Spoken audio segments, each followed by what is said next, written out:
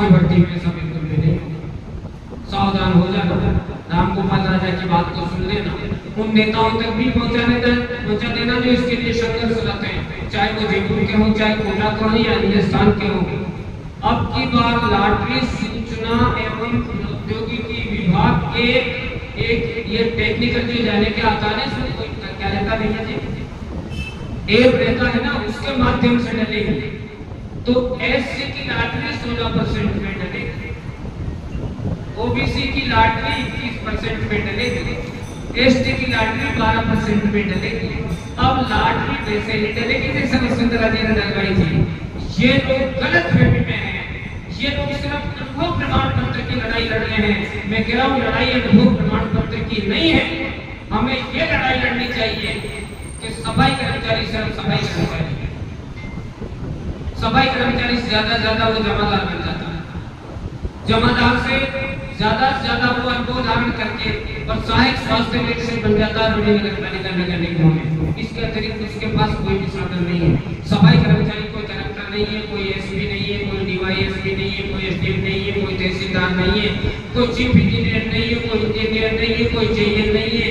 सफाई कर्मचारी तो बाबू भी नहीं है, बड़ा बाबू भी नहीं है, छोटा बाबू भी नहीं है। सफाई कर्मचारी तो दूसरे वर्ग का श्रेणी कर्मचारी भी नहीं है। अन्य सेवाओं में सफाई कर्मचारी वर्ग की भागीदारी नहीं है। मैं जाति की बात नहीं कर रहा हूँ, मैं वाल्मीकि जाति की बात नहीं कर रहा हूँ, मैं उस वर्ग का रोना रो रहा हूँ जिसे संस्कार करते हैं, जो सदियों से सर पर मेला ढोला आया है, जो झाड़ू लगा रहा है आपके घरों में भी, आपकी सड़कों पर भी, जो आपकी नालियां साफ कर रहा है, जो आपके नाले साफ कर रहा है, जो मरे हुए जानवर उठा रहा है, वो एक वर्ग है, वो कोई जाति नहीं है। इसलिए इस वर्ग को यदि राज्य सरकार लाभान्वित करना चाहती है तो आज मैं पिड़ाव में कहना चाहता हूं कि भारत के संविधान के अनुच्छेद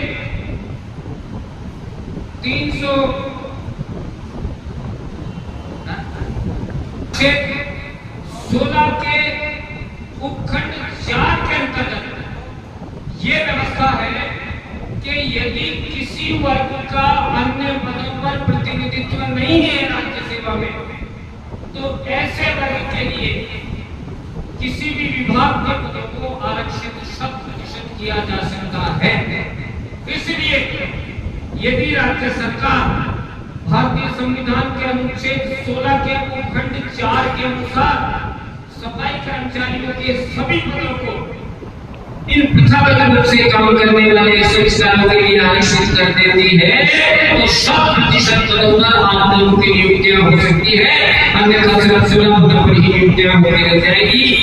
आज का विषय इस शपथ ग्रहण समारोह का नहीं था, जो विषय मैं आपको बता रहा हूँ, लेकिन राष्ट्रीय अध्यक्ष होने के नाते मेरी ये जिम्मेदारी है कि ये बात भी आप तक बता सकूं, ये बात भी आप लोगों को बताऊं कि क्या आपको हानि होने वाली है और क्या आपको फायदा होने वाला है।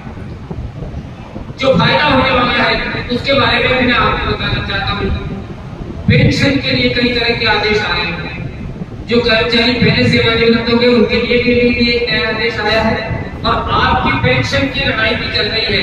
पुरानी पेंशन लागू रहे या नई पेंशन लागू रहे, नई पेंशन के भी अलग नियम सरकारों ने बना दिए हैं। ये लड़ाई लड़ने के लिए भी तैयार हो जाए। और बहुत अच्छी बात मैं आपको ये बताने जा रहा हूँ कि सारे कर्मचारियों के समूह राजस्थान ही नहीं पूरे भारत देश में एक होने जा रहे हैं, और पुरानी पेंशन की लड़ाई लड़ने के लिए कर्मचारी तैयार है।